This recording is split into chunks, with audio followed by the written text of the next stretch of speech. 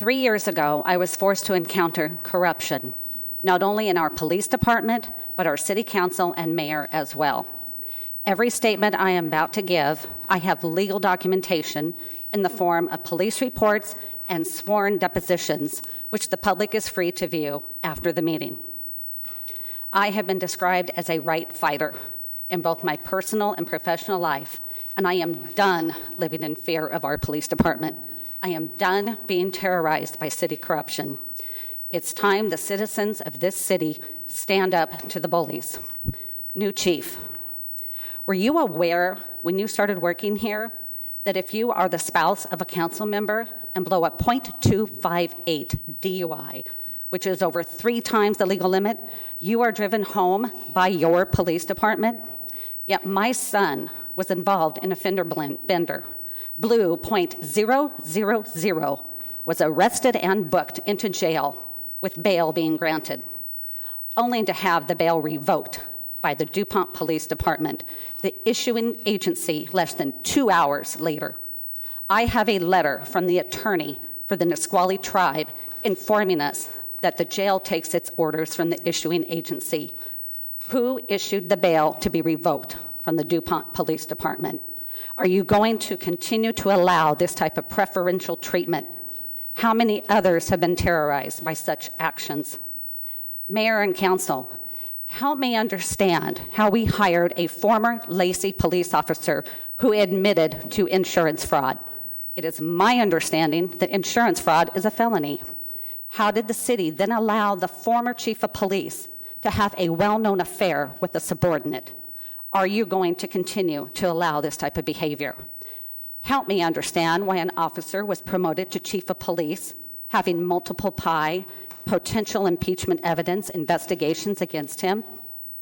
City Clerk Carrie Muir, I have a police report where you state you saw my husband touch former Chief of Police Larry Holt, yet in your deposition you state under oath you have never seen my husband touch Holt, and he has in fact always been respectful and professional in your interactions. Your words again, under oath. Tell me, City Clerk Carrie Muir, were you lying in the police report, and did you file a false police report, or did you lie under oath in your deposition? My husband took a polygraph test and passed, stating he never touched Holt. Help me understand, Ms. Muir, why after over 2 years, the public records request has yet to be completed, and why didn't you produce the 46 minutes of voice time and 6 minutes of text for Officer Anthony Chung, the arresting officer of my son? What are you trying to cover up? New chief, I respectfully would like to file a formal complaint against the city clerk for filing a false police report that resulted in the unfounded arrest of my husband. Thank you. I haven't been to a meeting probably close to 3 years because my neighbor and someone who would come to the meetings and actually keep an eye out and record stuff, he's been intimidated to not do that by being arrested. And he pointed out that Chief Holt was he had Chief Goodpasture had written things about him, how dishonest he was. The prosecuting attorney had also, and then not a lot of the council that wasn't there, but some of you that were there, you stood up and said what a great guy he was. He didn't even last a year. He bought a truck that probably cost $60,000, had his girlfriend, he hired some girl that was his girlfriend driving it, and look at what he's costing us right now, $125,000. And before that, we had a $600,000 that we had to pay because we hired a wrong fire chief, wrongly in the state. You had to pay $600,000. We'd be paying for the ALS just out all our flukes. In the private industry, you guys would, the guys that were there, not the ones that weren't there, but you would all be fired. You wouldn't have jobs. You can't run a city. You've proven you can't run the city. Please move Resolution 19-019, approving the stipulation and settlement agreement in the matter of Bungert versus DuPont, out of the consent agenda and into new business. This unbudgeted expenditure this large should be fully explained and discussed openly by the council in front of citizens. After all, it is the citizens who will be incurring this expense. Well, I was surprised to see resolution number 19-019 approving the stipulation and settlement agreement in the matter of Bungert versus DuPont on the consent agenda rather than on the new business where at least I believe it belongs. I noticed that the payout of $125,000 is noted as having a budget impact by Attorney Karg, and citizens deserve to hear pertinent information as to why our tax dollars are being used in a court settlement agreement. Court documents are a matter of public record, and they are not confidential material. Therefore, the perception in the public eye is that the city doesn't want to let the public know why such a settlement in the amount of $125,000 is necessary. We are talking about the mistreatment of a citizen of this city and his teenage son. Transparency about how our tax dollars are spent must always be front and center. Therefore, I request that council vote to move this resolution from the consent agenda to new business so that the citizens of DuPont, whom you all serve, can hear the who, what, why, when, and where of this lawsuit. Thank you. We're less than 6 months to Christmas, and I'm working on my Christmas gifts. And years ago, it was always said that a gift that you work on is much better than one that you buy. So I'm just going to give you a little bit of timeline. My son was arrested on September 13, 2016, booked into jail, given bail, and revoked bail. I requested documents on September 20th, didn't receive them, got the runaround, got all kinds of hemming and hawing. So I'm a man of action. On November 3rd, 2016, David Bungert calls the FBI and issues a complaint against City of DuPont, City Administrator Ted Danick, City Attorney Gordon Carr, and City Clerk Carrie Muir. We have a long talk. You guys are not unique. This is happening all over the United States. But the FBI handles this, and they do it very well. So we talked for over an hour, and I said, how do I get them? How do I get them? And so the FBI said, here's what the FBI said. The FBI instructed David Bungert to request the same intel in a different format and to call out the city attorney in the request. I did. His name, not his name, but city attorney is on it with a link to the law. To date, we have not received what we requested. RCW 242220, grounds for disbarment or suspension of a Washington State Bar Association attorney. FBI, very helpful. Gordon Carr, license number 37178. We filed. How many more lawsuits are you going to face? My gift to my family. I have learned how the justice system works. I file now. There'll be an investigation. Come Christmas time, he's going to be under it. Guess what? I filed also for Ted Danick, Bob Sheehan, Larry Holt, 4 DuPont police officers, Mayor Mike Kortz. This is not going away. My family is going to be vindicated. You are going to have a great Christmas. Thank you. I'm going to agree with those who have spoken before me. I ask that the council move Resolution 19-019, Bungert versus DuPont, out of the consent agenda to the new business. I feel that decisions about large amounts of money should not be in the consent agenda, and past cases for much less money were moved from the consent agenda to new business just for that reason. This is not just a situation where large amounts of taxpayer or perhaps insurance money is going to cover someone's mistake. There has been yet another breach of transparency in our city, and the citizens who foot the bill have the right to not only know what happened, they have the right to know who was responsible for the incomplete phone and email records to the Bungert family. They have the right to know who gave the order to remove the option of bail for Mr. Bungert's son, And most importantly, they need to know that a mechanism has been put in place so this does not happen again. It's been 2.5 years, and the citizens deserve transparency in what goes on in our city hall, in our police department, and everywhere. Thank you. Next item on the agenda is approval of the consent agenda. Is there a motion? Mr. Mayor, Yes. point of personal privilege. State your personal preference. I have questions for Attorney Carr. Gordon? Yep. Go ahead. Attorney Carr, could you explain to me, please, why this item is on the consent agenda? You mean the settlement agreement? The settlement agreement, yes, sir. Sure. So this is still an active lawsuit. Even if you pass a settlement agreement tonight, then we still have an active lawsuit that will go a long ways towards resolving it, but until we have an order from a court, it is not resolved.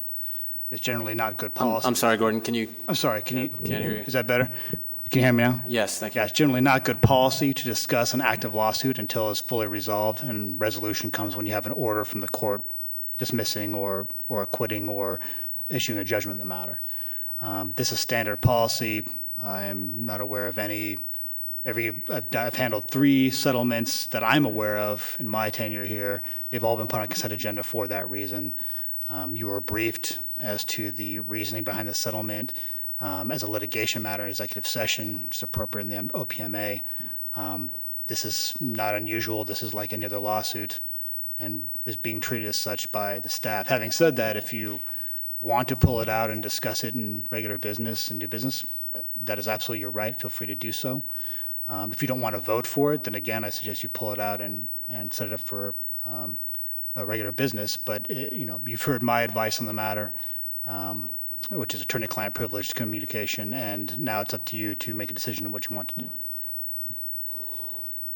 Thank you. Does that answer your question, Councilmember Gruba? Yes, Mr. Mayor. Okay. So a motion would be in order. We have a motion by Councilmember Helder. We have a second from Councilmember Ballard. Is there any discussion? Hearing none, I would ask the clerk to call a roll call vote.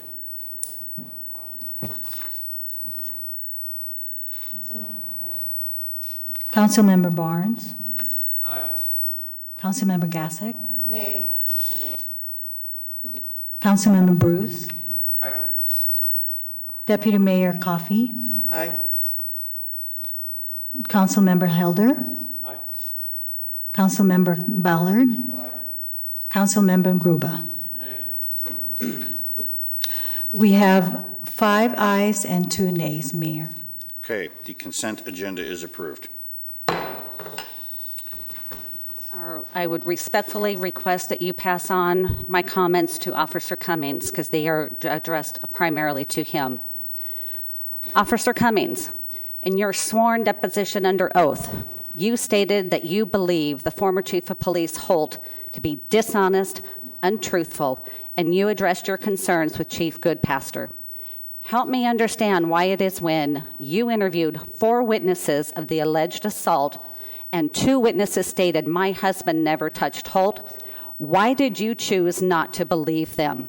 Why did you believe someone you feel is untruthful and dishonest? Danek and Holt's statements did not match. What is the probable cause that led you to drag my husband out of our house on a non-mandatory booking charge? If Holt was assaulted, why did the police officer not arrest him on the spot? Why did Danek, Sheehan, and Karg have a meeting the following day and direct Holt to write a statement?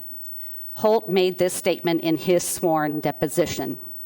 And how convenient is it that the audio recorder of these interviews malfunctioned and nothing was recorded? Officer Cummings, explain to me why you allowed Holt not to arrest the council member's spouse for DUI when you were his supervisor. Why were you the only officer the subject of the internal affairs investigation? Who was protecting Holt? Help me understand, Officer Cummings, why the phone bill indicates you had 37 messages used minutes on 9/2016, yet no text messages were produced to the public disclosure request. It appears to me you are trying to hide something. What power did Holt have over you, and who holds that power now? Mayor Courts, on February 26, 2019, Larry Holt, former chief of police, was asked during his sworn deposition, have you ever said that the mayor has asked you to do a number of illegal things? Once both attorneys instructed Holt, you get to answer that question, he was asked, can I have your truthful answer? Page 43, line 5 through 7 of the deposition. Holt responded, no. Mr. Myers, the attorney for the City of DuPont, immediately calls for a break. So tell me, Mr. Courts, what illegal things was your acting chief of police referring to? Are you now asking the new chief of police to do illegal things for you? My final request, Mayor and City Council, is you all need to focus. It seems to me that the public officials of DuPont have forgotten that you work for the citizens of this city. It's time you are held accountable for your actions. Thank you. Pierce County Executive Bruce Dimer, State Senator Steve O'Ban, and Congressman Denny Heck. We will be sending you letters, and we are asking for your assistance, for your department, for the Pierce County Sheriff, the Pierce County Prosecuting Department to come in and investigate the City of DuPont, elected officials, city staff, and the police department. State Senator Steve O'Ban, we are asking that you get the State Attorney General to come and look at all the illegal transgressions that have been stated in sworn depositions. Congressman Denny Heck, this city has revoked citizens' civil rights, the Eighth Amendment, the right to bail, because of their personal agendas. We have proven this to many, four law firms and many other law people that have taken the oath, that take the oath serious, to uphold and defend the Constitution against all enemies, foreign and domestic. You are a domestic terrorist group. We need your help. Thank you. On the City of DuPont website, under the City Council Rules of Procedure, under Order of Business and Agenda 4.1, Order of Business, number 7, page 9, it says,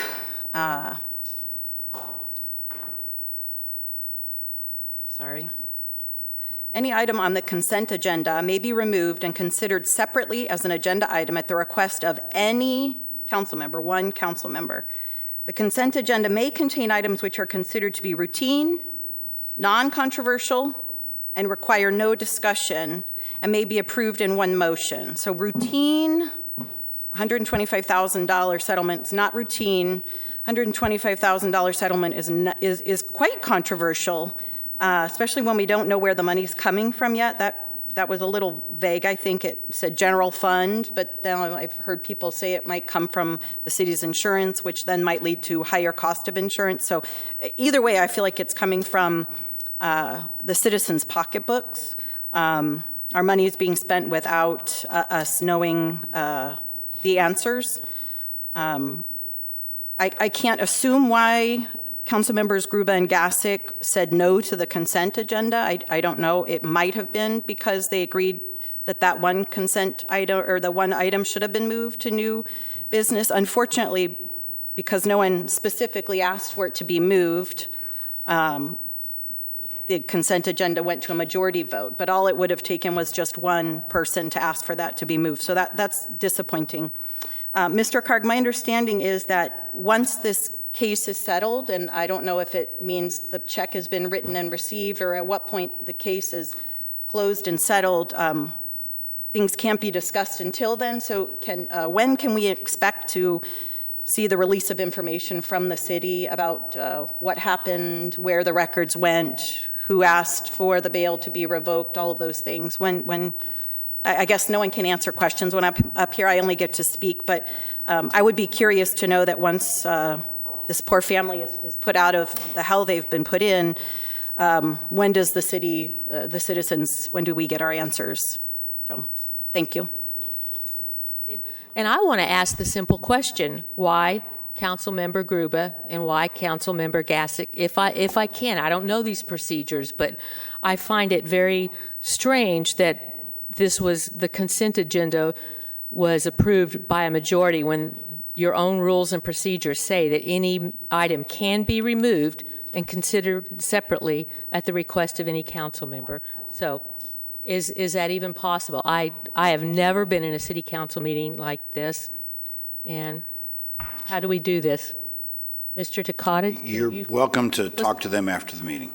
After the meeting. Yeah. So there's no reopening and going back following our procedures.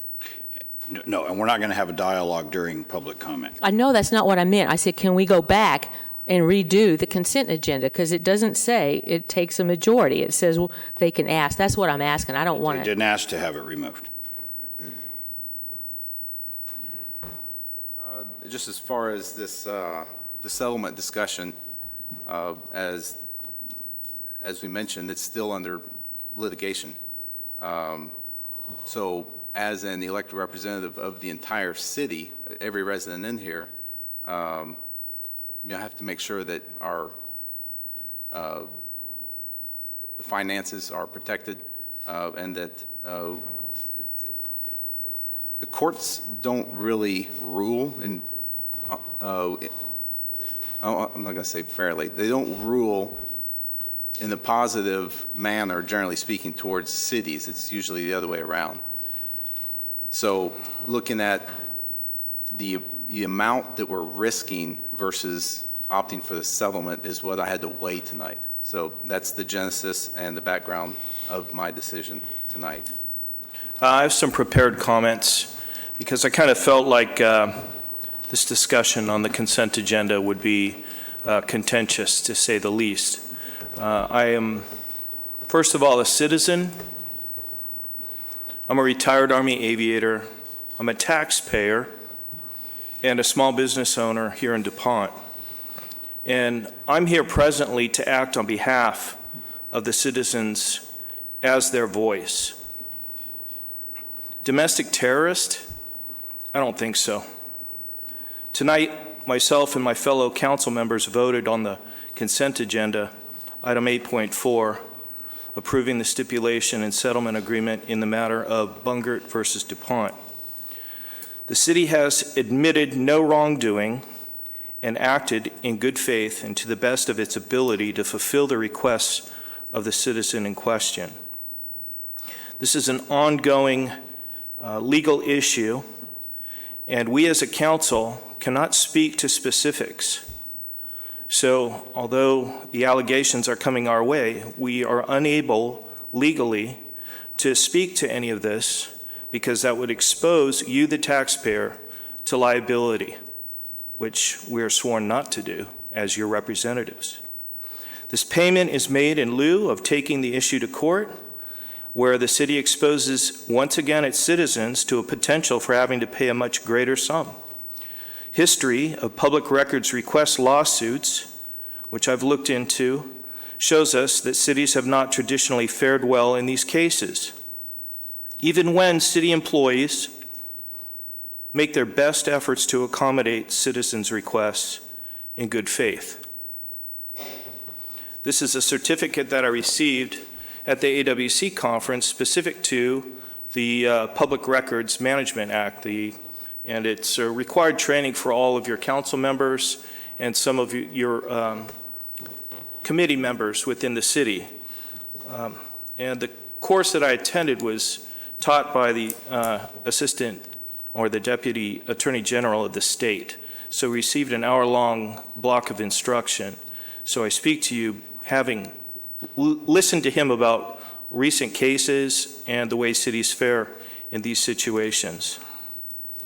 I've been reassured that city employees have received extensive training in public records management and public records requests in accordance with the Public Records Act of RCW 42.56. We meet the requirements of having a certified public records officer, and the city does everything in its power to meet the requests of public records requests when they occur. Understand, please, that nothing pains this council member more than having to vote to approve a legal settlement, knowing the city acted in good faith and to the best of its abilities to fulfill a public records request. We're a small community, and any payment outside of our budget has secondary and tertiary effects, affecting everything from public safety to public works. We do have a contingency budget as a reserve fund for these specific contingencies. Council has a tough job in these situations, and by virtue of having been appointed to this position, seeking to be elected in the next election, the trust given us by the citizens to make these best decisions to protect your interests is a sacred trust. This is an example of this very tough situation. It occurs outside the interaction with citizens due to its sensitive nature and the fact that it's an ongoing legal issue. The legal case brought by the citizen against the city presents allegations. We cannot respond to these allegations presently as a body before you this evening. Having sat with and discussed this issue at length with city legal representation and my fellow elected officials, I have total trust that my fellow council members and I are making the correct and best decision on behalf of the citizens of DuPont. Thank you.